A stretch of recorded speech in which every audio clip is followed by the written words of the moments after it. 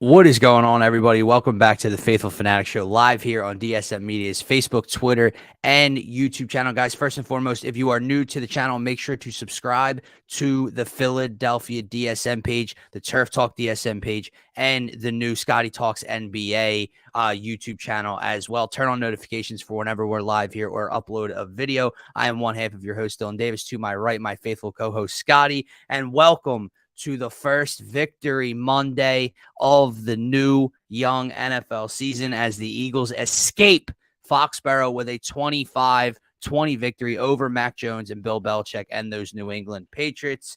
So we're going to be breaking down that game, basically the whole show. In other Philadelphia news, the Phillies decided to lose a home series to the Marlins. So it's going to be an interesting September as we ride out this remaining month and try to make another push for October. But yeah, man, this is going to be a football Monday. But how are you feeling? Obviously, not just the Eagles, not just exhaustion and stress over them, but it was the first official Sunday back of the NFL season. That whole day of relaxing, and if you're drinking a little bit, whatever, it's a tiring Monday morning today. Yeah, no doubt. It's a little bit of a slumpy Monday, but nonetheless, it was a great day yesterday, man. Full of energy, and hope to carry over some of that from yesterday into today because I got a ton of work to do. But nonetheless, man, happy to come away with the dub. Coming back to Philly this week for the home opener against the Vikings. 1-0. That's really all you can ask for, but it wasn't the most pleasant game to watch, which I'm sure we'll get into here. A lot of things went as we said they would, and then there was a lot of things that didn't. And for me, it's like it's okay when I'm wrong for the right reasons, but I think yesterday I was wrong for the wrong reasons. I think that something wrong was going on the field. So we'll get into all of that in this recap, but want to emphasize the main point. We are 1-0. That is the point. That is the main thing to take away from this week, but we're going to dig into this game. Well, I think it's the most important thing because you're going to hear me complain a lot for the first 10 to 15 minutes. Yeah. But to your point, it was similar to week one last year in the fact that you had a close game against an inferior opponent that you were expected to win. Last year, the offense showed up, the defense stunk up the joint. This year, the offense stunk up the joint, but the defense showed up, but had its miscues at times for a couple drives. So very interesting. You're going to hear me bitch and complain for the first 10 minutes, but there is a lot to complain about. But with that said, to Scotty's point, please don't overreact. Don't make any proclamations or declare anything negative about the season or Jalen Hurts. There are positives to take away. Yeah. And let's be honest, man, Nick made the comment, and I don't want our head coach to overreact as well and change his philosophy, his offseason philosophy. He is 3-0 in season openers. But he made the comments last night about how he might have to go back and adjust to himself in the moving forward and kind of rethink how he didn't play any of the guys in preseason coming off that Super Bowl loss. There was clear rust. There was clear sloppiness at times. But, guys, drop your reaction to the Birds game as well. 25-20 win over the Patriots. They are 1-0 to start the year. That is the bottom line. Brett, we will not be talking about the Phillies. We got you, brother.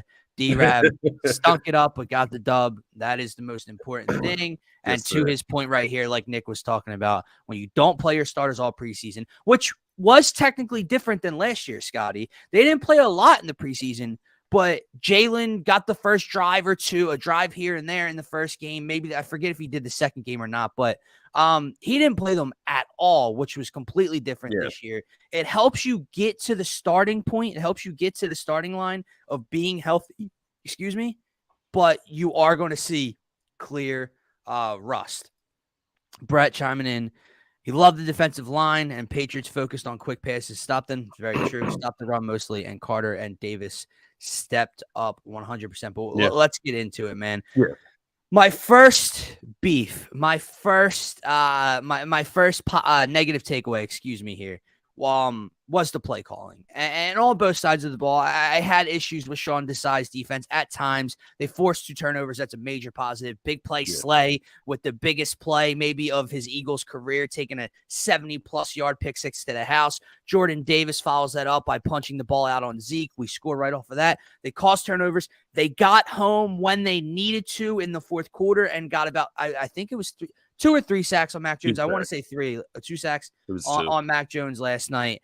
But the play calling by Sean Desai, to Brett's point, to just allow them to pick you apart in the screen game and get the ball out so quickly, you have to adjust to that, man. Now, I did like some of the things Sean Desai did. You saw him throw more blitzes. I saw Reed Blankenship come down the box at the last second and bring a safety blitz. He put, 2 edge rushers on each side of the line and rushed 6 at times. I liked some of the new things I saw, but it wasn't quite working against Bill O'Brien and Mac Jones because their game plan was to get the ball out so quickly, and they were able to do that on the 3 drives they scored. Now the offense. I don't want to take up too much time. I want to get this to you, man. But my goodness, I was infuriated with what I saw, not just in the first half, the second half, because whether Nick had a hand in this, whether Brian Johnson, it's his first time doing this, it was a little big for the moment, week 1 on the road. I don't know, man. And New England, to give them credit, is a good unit. Yeah. You came out in the first half and continued to run the ball when you shouldn't have. It was so conservative. There were no shots down the field. There were no shots to the intermediate using the middle of the field. There were those wide receiver screens to Smitty on 3rd and 8 that got blown up. You're running the ball on 3rd and 3 to Boston Scott or Kenny Gainwell. You're running design quarterback draws where Jalen is, protecting himself, which is a positive, but there's no need to call those design runs. What's the point of it? Slide at the line of scrimmage. There's no point to it. So throw that out, man. And then the second half comes, Scotty, and it's a complete 180. They completely abandon the run. And the second Jalen gets it going a little bit, he finds AJ over the middle once or twice. They put together a drive. You're up 8 with the ball with 8 minutes left, Scotty. Wouldn't you think to run the football here and there? Not just that. Wouldn't you think to slow down and chew some clock away even when you have a completion down the field? No, the Eagles abandoned the run. They didn't rush the ball one time on that 8-minute drive when they came away with a field goal, and they were snapping the ball with 10 plus seconds left on the play clock. Yeah. You gave Mac Jones the ball back with 5:50. You didn't even waste 3 minutes. It was so different than last year, because what did you see last year, man? If the Eagles had an 8-point lead last year, what would they do? They'd put their foot in the ground and they'd run the ball, and Mac Jones probably wouldn't see the ball back. They did the complete opposite yesterday, and it nearly costed them a bad loss in week 1. Yeah, no, the perfect word for the Eagles offense yesterday was completely mid. It was just mid. It was watching it. They play completely conservative in the first half. But it's one thing to play conservative and, you want to do things. You want to use the guys you trust. But DeAndre Swift just not involved in the game plan. Like, my problem with the whole thing, and that's what I was talking about at the beginning. It's fine when I'm wrong for the right reasons, and wrong for the right reasons would mean that Boston Scott and Kenny Gainwell, pounded the rock down the Patriots' throats, and they deserved to be on the field the whole game. No, they were just actually very mid on the field the entire game. And we did not see DeAndre Swift, but 5 snaps on offense? Like, it was really bothersome from that standpoint, where you need a punch. You need a jump start to this offense. Yet you refuse to go to a spark like DeAndre Swift. So it's concerning, man. Like, that standpoint is concerning from a play calling perspective, because I look across the score sheet, and I get it. It's going to happen some weeks, right? Dallas Goedert gets 0 catches yesterday. Like, design plays to get the ball into your best player's hands. Like, why are there no screens ran yesterday for DeAndre Swift and Dallas Goedert? Like, are screens not easy to run, especially in the rain? I mean, I know you're asking your offensive lineman to get out of the pocket and get out there and block. But there was just no creativity to the offense at all yesterday.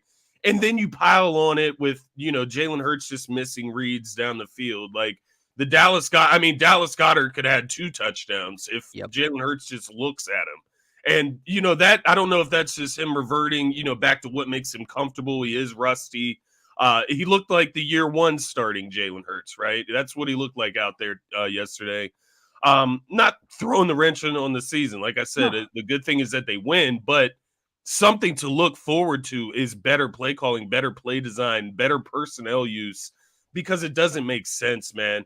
I get you want to start Kenny Gainwell. That's your guy from the playoff run. Then fine. That's how he's draft pick. Makes sense. Fine. He has to emphasize Kenny G this year. Why the hell is Boston Scott on the field on 3rd down? Why? After Rashad Penny is a healthy scratch. After Rashad Penny's a healthy scratch, we're using Boston Scott over DeAndre Swift. So if you needed to get Swift more acclimated, to what everybody's saying in the comments, why didn't he play in the preseason? If you're not comfortable, if you don't trust him in offensive sets, let him play in the preseason then. Like, what are we doing, man? I didn't like any of that stuff.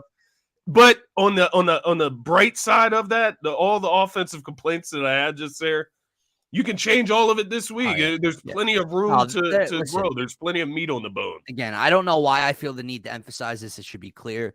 Yes, we're complaining and bitching, but that does not they will be fine. That was a defensive win, though. The Jalen Hurts and that offense score 1 touchdown. Yeah. 1 touchdown on we're going to get to the positives, man. Don't worry, because you do need there are going to be ugly games this year, and it's important to come away with a W in those games, and that's something they did yesterday, which we'll get into. But my other complaints, my other negatives were 2 things that you hit on. Jalen did not look good, man. And again, Russ didn't play at all in the preseason. It's raining out. It's Bill Belichick. It's on the road. It's that defense. Don't get me wrong. I'm not worried 1% moving forward. But to just analyze yesterday's game, he wasn't good enough. And they're lucky they came away with a win, as you pointed out, with a defensive touchdown. You mentioned it, man. I mean, Brett talked about it. He had to throw to Smitty in the end zone, which was a dime. It was perfect. That was a dime. He got rolling with AJ a little bit over the middle of the field when they needed him to. He did pick up a couple first downs with his legs. He had moments, right, where you thought he was going to start to put together this drive. But then he crosses midfield or gets to midfield. And to your point, man, Dallas Goedert could have crawled into the end zone. Jalen almost throws a pick on that play. Yeah. He misses Goddard again the next drive. Then after he misses Goddard's 1 target, he throws into a tight window on the boundary of the sideline when Smitty is open for the first down underneath on 3rd down. His decision-making wasn't good. He didn't see the field well at all yesterday. The designed runs where he's sliding, and which is fine, protect yourself. But then on 1st down, he picks up 7 or 8 and tries to run somebody over in a clock-eating situation. That's the time to get on the ground, and he fumbles. His decision-making wasn't good. He did not see the field well at all yesterday. But I have no worry or concern about Jalen Hurts moving forward this season, right? And then the personnel. You talked about it. DeAndre Swift. And the thing that bothers me the most, and I'm glad Nick can address it, realize he's wrong, right, and hopefully fixes it moving forward. But when Nick Sirianni comes out and says, after the game, I never want to leave a game where DeAndre Swift only has 2 targets. You have say in that. I don't want to hear. I know you get caught up in the moment, and there's times where he doesn't even realize, numbers and who's getting what. But my man, you have a say in this. You help put together the offensive game plan. You don't see Boston Scott on the field on 3rd and 3? Scotty, I'm going to reiterate this, and I know Eagles fans love him, and I like Boston Scott. He's a good locker room guy, whatever. He's a borderline practice squad player, and you have him on the field on critical 3rd down situations over DeAndre effing Swift. It's insanity. No Swift, that annoyed me. Dallas Goedert, not only not having the targets, Scotty, which I'm sure Belichick did a hell of a job to take him away in other parts of the game, but I texted you, man. They started 1 drive, and Jack Stoll played the first 3 plays of the drive. And I'm sitting here, and I'm like, is Goddard, nicked up? Where is he? No, here he comes down the field. Why? Yeah. And on passing downs, mind you, they weren't run calls. They weren't run plays. Jack Stoll played the first 3 plays of a drive over Dallas Goedert. Why? Why would that ever cross your mind to do? I can't answer that. I don't understand it. Like, 0 catches, 1 target, 0 catches for Dallas Goedert. Like, that's crazy. We've boasted this man up as a top 5 tight end, top 3 tight end, and he can't get a target. Like, no, he won't get 1,000 yards that way, right? Like, damn, like that is not all on Jalen, though, right? Like kind of what you were talking about there. That's not all on Jalen. No. Just missing him downfield either. There's other meat on the bone there. Like Sirianni just not using him correctly, and that goes on Brian Johnson too. He's not escaping this ridicule. Brian Johnson, the play calling was terrible yesterday. The play design was terrible. And when you look at Dallas Goedert, I said it earlier, but how don't you get a screen game going? Look at what they did last year in that first game, right? All of the screens to Devontae Smith. But you get DeAndre Swift and Dallas Goedert, 2 players that love to catch screen balls, and you don't run a single screen yesterday. It's insanity to me. How do you not incorporate that? And look at what your opponent did to you when they were on offense. Yeah. Running back screen, Hunter Henry screen, Mike Gesicki screen. Exactly. Over and over. We were getting blitz the entire game, but no quick response to the blitz. No. Nothing was adjusted. Just let them blitz, and then Jalen will crumble in the pocket. Right. Nakobe Dean goes down. He left the game in a walking boot.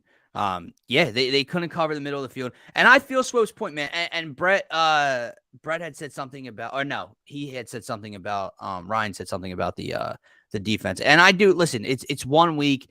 Bill O'Brien had a great game plan. Like, he knew what the Eagles were going to try to do. He got the ball out quickly. They didn't really have a chance to get to Mac Jones much. But to Swope's point, you have to adjust to that. Yeah. And if you're solely reliant on your front 4 or 5 getting home every time, in the games that they're not, man, you're too loaded in the cornerback room, I should say. Like, you have issues at linebacker and maybe at safety, even though Reed Blankenship had a solid game. But you're too loaded in the CB room to be this lackluster in the passing game against a team with no weapons. Yeah. None. Yeah. My issue, I will say this. The Eagles, let's put this out there. The Eagles won that game because of their defense yesterday. Yeah. The Eagles were lucky to win. They scored a defensive touchdown. They won that game. When they had to get home, they got home a few times at the end, whatever. My issue with the defense yesterday was when New England had to score, it took them all of 30 seconds to do so. Yeah. Like, this defense couldn't buckle down. The last drive, dude. Scotty, if that young receiver doesn't get that foot down, the Eagles are going to lose that game. Yeah. The first drive of the second half, the dude didn't get his foot down on Bradbury on the boundary. That would have put him at midfield 1st and 10. Yeah. They had a couple drop balls. Bro. The Eagles were lucky to win this game, man. It reminds me of when you're playing Madden, bro, and you're playing on all Madden level, and you're playing the computer, and you go up by 14 right before the half, right? You're up 14-0, and then they just the computer turns it on, right? It goes all Madden mode, and they're hitting every slant, they're hitting every crosser right on the mark. All the timing's perfect. And that's what it looked like. It looked that easy where the computer can drive the ball down the field in 45 seconds, not even use a timeout, right? That's what the Patriots were doing to the defense yesterday. And to your point, to Swope's point there, it's not acceptable. And especially with the personnel that you have on this defense, you look at Slay, you look at Bradbury, these are supposed to be 2 top 10. Avonte Maddox is getting toasted by slot receivers. Avonte Maddox was getting toasted. Bradbury was honestly getting toasted as well. Yeah. And a lot of the time, it just looked like the defense was asleep. Like, a lot of those, like the touchdown passes, where are you at? If you're running a zone, where's the safety at? Like, I didn't understand a lot of that. Like, who is Who is even playing the other safety spot? I'll ask that as well. Justin Evans out there a lot. Yeah, saw him out there. I saw a little bit of Edmonds, but a lot of Reed Blankenship. He played well, of course, but just I do have question marks about this defense. Obviously, the pass rush is going to be good this year, right? It showed great signs this week, of course.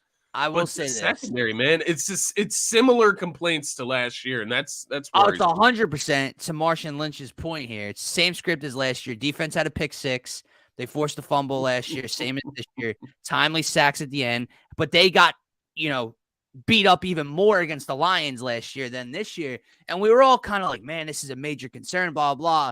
They play the Vikings on Monday Night Football. And look what the defense does at home. They get the Vikings in the home opener this Thursday. Yeah. Again, I know we're complaining. Let's pump the brakes on the defensive worry, on the secondary, on Jalen. Now, look, if you come out Thursday and we see more of the same, you can't keep knocking rust off through September, right? It can't be leaking into October. So they do need to get things fixed over the next 3 days. Before they play in their home opener, but I think they'll be ready, man. No Kobe Dean though. Dean, it's going to be interesting to see what they do there. Zach Cunningham was a mess. Yeah, he was really bad, dude. It was definitely Christian Ellis and Zach Cunningham at the linebacker spots. Yeah, exactly. Until this becomes a trend, I will not be concerned. And the bottom line again is they came away with a win. Now, let's get into some positives. We can always come back to the negatives because they're still going to be there. We can move, though. We can move. The bottom line is the Eagles were very, very bad yesterday.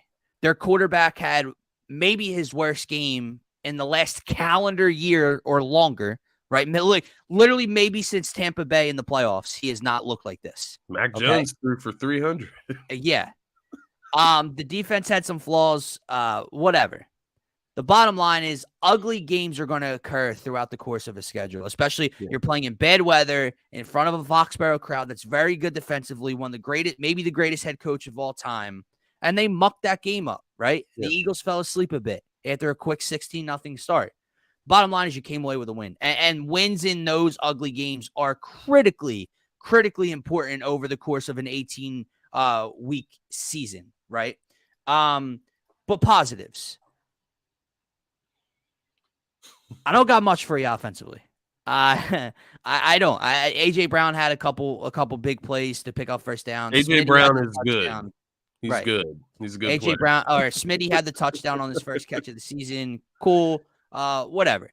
Gamewell's RB1. So just so everybody knows, it's been clarified for us. We'll see how long that takes. But defensively is where more standouts occurred, right? So Fletcher Cox, absolutely. I texted you, quite literally saved the day. Yeah. Fletcher Cox on that one drive with under 5 minutes left or so, came up with a big run stop on third down. Yeah. And then helped sack Mac Jones or whatever the case was. I think it was a QB rush. He ended up throwing the ball into the ground or something. On fourth down. So Fletcher Cox saved the day there. Motivated, man, by the young boys. Yeah. Big play Slay, pick six, right? Look good outside the one touchdown he led up. Jordan Davis forces the fumble on Zeke, was dominant in the run stopping department. Jordan Davis looked great. And then let's get to the player of the game, the rookie, Jalen effing Carter, man. Scotty, we talked about it all offseason, and even in the ugliest form, this kid shined. This kid literally just broke a record with the most quarterback snap or with the most QB pressures by a defensive tackle over the last 5+ or 5 to 7 years. The most quarterback pressures by a rookie defensive lineman or defensive tackle in the last 5+ years. He had the game-saving sack. He's literally being held by an offensive lineman and just sticks his arm out and wraps up Mac Jones. Every one-on-one battle he got on the interior of this line, see ya, discards the guard and gets right in Mac Jones' face. Now, unfortunately, there were a couple where they got the ball off quick and it didn't matter much. But if he continues to do that over the course of a season, Scotty, those plays are going to show. Yeah, and not just, absolutely. on tape. They're going to show in the box score because he's going to force multiple turnovers doing so. Yeah, you saw it as soon as he came in the game. He beat his man the first time Very he true. came into the Very game. true. Yeah, Jake Elliott had a monster game. We Yeah, got very a true. pretty solid kicker, man. Yeah, he definitely had a big part in yesterday's win. But Jalen Carter, he was definitely the most exciting part of yesterday's win. Just seeing how he was dominating the line of scrimmage, making plays behind the line. Obviously, got the sack in a monumental moment, right? And he kind of showed his strength there. Mac Jones tried to run by him, and he just grabbed him with Bro, one literally arm. just stuck his arm out and stopped him Yeah, in his tracks. that was awesome to see. But I was happy to see him rewarded with the first sack as well. Like to get that on the board, because to have all of those pressures and come up with nothing of it, I think that's a little annoying. So to come out Jordan with Davis gets credited for his first half sack of his career. Yeah, man. Hey, that's kind of the sleeper in all of this is Jordan Davis. He and Jalen Carter, they had monster games together because Jordan Davis, he had 6 tackles, a tackle for a loss, and a half sack. Yeah. So he was dominant in the middle, man. We know what he's going to do, especially in that run game. I imagine he's going to have a lot of tackles this season just in the run game. Can you take a positive out of the negative? Everyone was on Twitter and social media talking about how we, no sacks in the first half, no sacks, until late in the third quarter. And they were right. But can you take a positive out of this mess that the stars of your defense were all interior defensive linemen? Jalen Carter, Jordan Davis, Fletcher Cox, Milton Williams had a couple QB pressures, right? Good. All 4 of them look good. Yeah. That's without Reddick being too much of a factor. As Brett pointed out, he had a couple pressures, but Reddick, no sacks. Nolan Smith, no sacks. Josh Sweat, no sacks. Derek Barnett, no sacks. We know that's where the beef, BG, that's where the beef of the sack totals are going to come this season. Yeah. Can you take a positive knowing, wow, if the D tackles can continue to play at a high level, the edge rushers are going to come at some point. And then once you put all that together, then that's the Eagles defense and pass rush you're looking for, right? Yeah, no doubt. That's when it all comes together. That's when this defense starts operating on all cylinders, is when those edge rushers are able to get home. But I think that all comes with the scheme, right? Giving them time to get home. At the end of the day, if you're in the inside, I think you can get there a lot quicker with a bull rush than, Hassan Reddick having to speed around the edge and get to the quarterback. So I think it was just the game plan from the Patriots to kind of dismantle their impact on the game. Although Sweat did have, I think he had the other half of the sack with Jordan Davis. So I guess they're the ones that split the second sack. But yeah, you want to see more pressure from the edges, from Sweat and Hassan Reddick specifically. I saw people calling out Reddick on Twitter because they're looking at a box score. I get it, but he was in the quarterback's face a lot, at least in the first half. He kind of disappeared in the second half. But nonetheless, you got to be impressed with the defensive line. I think, just to reiterate, Swope, while we're giving out praise right now, that's not to let the secondary off the hook here, but just talking about this defensive front, it's going to be fun to watch this team this year. We didn't even get to see a lot of Nolan Smith, as you mentioned. I'm interested to see his impact, especially if Nakobe Dean ends up missing some time. Like, how else are you filling that void other than maybe having Nolan Smith have a little bit more responsibility in the defense as a linebacker? So I'm looking at all of that, but that defensive line, Jalen Carter fulfilled all expectations in week 1. There's not much more he could have done, right? Like to fulfill and do his part in this game. He did it to a T. And he said, after the game, he doesn't play with fear. He doesn't get nervous. And you can tell that in his game, man. It doesn't matter who he's going up against on the offensive line. He's going to try to blow by him. It's exciting, man. Exciting, because these guys are young, and then you have these young guys like Milton Williams, Jordan Davis, fueling guys like Fletcher Cox and Brandon Graham. Yeah. It's just going to drive them to want to be better on the field as well. So there are some good points. Like, they did win this game. There are some good highlights to this team. I think on the opposite end, when we're talking about all the negatives with this team, I think they get emphasized by our NFC counterparts, because our NFC counterparts go out there, they dominate their games first week, right? San Fran goes out, dominates the Steelers. I was completely wrong. The Cowboys go out, dominate the Giants. So when you're comparing the Eagles with them and their performances, it didn't look as great, but you also have weather conditions, different things that impact the game. But I think that has a little bit of an effect on the perception of this win as well. It's going to be hard not to compare these teams as the season goes on. It's just the way it's going to be. But so to Swope's point, like again, personnel wise, it is an issue when you look at the linebacker room and potentially the safety room. We know what's there at corner, but I will say, like, that's why to those people that were complaining about Reddick and talking about the sack totals, like, this game was so much more on play calling on both sides of the ball than it was on personnel to me, right? On the players, because when you look at the front four, the front five that are trying to get after it, like, you can't complain about Hassan Reddick not getting into Mac Jones when the ball is out of Mac Jones' hands in less than 2 seconds. Yeah. Sean Desai didn't do a good enough job of adjusting to New England's game plan of getting the ball out quickly and taking away those screens. It happened one time. Josh Sweat read it and almost picked it off. That's it. Every other time he got the pass off to a tight end, to a running back, and the ball was out. Bang, bang, bang, bang. So it's very hard for me to sit here and watch the tape and be like, Hassan Reddick got bodied yesterday. No, he didn't. Yeah. He didn't have enough time. Desai didn't adjust, and and they picked up chunk plays through the screen game and the quick passing game. Now moving forward, Desai and his personnel is going to have to figure it out, because think about it, if New England can do that with Mac Jones and Hunter Henry, what can other teams do? Now to be fair, more talented teams might not necessarily do that all that often, because they view themselves as a dominant offense or a dominant football team, and they think that, like, you know what I mean? They think we could beat you the way we want to play. New England, when you're inferior like that, you're finding little advantages. Oh, screen. Let's just say, for example, we play the Bills. Are the Bills going to focus on screen because the Eagles can't guard it, or is Josh Allen going to try to do what Josh Allen does? You know what I mean? If that makes sense. I mean, it depends if you're smart or not. Right. Like the Vikings. Do you think Kirk Cousins is going to come out and throw running back screen and tight end screen over and over and over again this week? I could see them definitely just doing the smart thing and putting their wide receivers in space. They got 3 good wide receivers. Yeah, that's honestly what I can see. Like, when I look at that game from yesterday with the Eagles, you're right. It turned into a coaching matchup. And what that game looked like the entire time was that, yeah, the Eagles have the better team. They have more talent.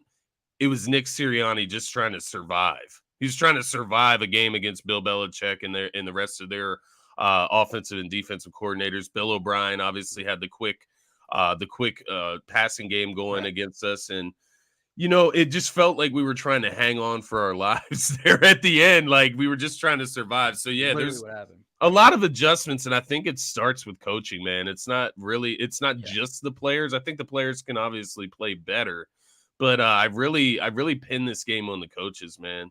As far as Sean Desai not making the adjustments, why are your top 10, your top 15, top 2 corners playing 10 yards off the line of scrimmage? That's weird.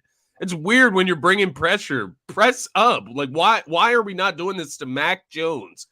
And my worry, man, is that if we don't do it to Mac Jones, who are we going to do it to? Like, we're not ever going to do it to anybody, because Mac Jones is the quarterback. You can press the wide receivers. Oh, by the way, they were missing 3 starting offensive linemen.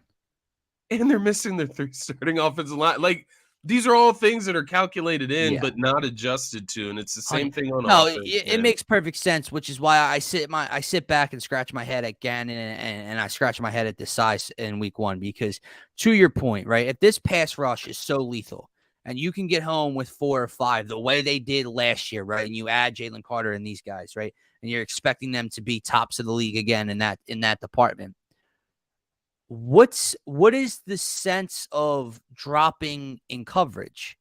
Because if the point of the defensive line is to get there within 3.5 seconds, what you can't have is the QB getting the ball out quickly like he did yesterday. Well, by dropping off by 10 yards, you're leaving everything underneath, which is why they're able to dink and dunk down the field. Yeah. Press up with your talented ass corners And God forbid the pressure doesn't get home and they get beat deep once in a while. They get beat deep once in a while, man. Shit happens. But think about if the quarterback couldn't get rid of the ball in 1.5 seconds, what that defensive front could do. Yeah. You're giving them a way out Turnovers, by dropping back 8 to 10 yards. Turnovers and sacks. That's all it would cause if you have Darius play and Bradbury play 5 yards off the ball instead of 10. Because Scott, it's mathematics. It's pretty simple math. If you were to get beat deep, right? How long would it take said wide receiver to get down the field for that to happen? Over 3 seconds, right? Yeah, around 3 seconds. Yeah. 3 to 4. Well, what's a perfect number for your defensive line to get home? 3 to 4. And that's if your guys get beat deep. Don't trust your safeties, I guess. Like that's what that comes down to, I guess. I don't know why. Because I trust my linebackers so much more to cover the middle of the field. I don't know what the thought process is, man. It's interesting. It was interesting to watch Mac Jones go for 300 yards and 3 touchdowns against us yesterday. I will say, man, it's frustrating because you have a win is a win. They're 1-0. That's the only thing that matters. Jalen pointed that out. He took accountability. I'm very, very happy with that. And I'm confident that they clean things up. But it's just frustrating to see how they looked yesterday to start. And again, that's lack of reps in the preseason. My issue was it wasn't even a tight game from the beginning. You went up 16-0. That should have been it. Yeah. And instead you were in fear of losing it.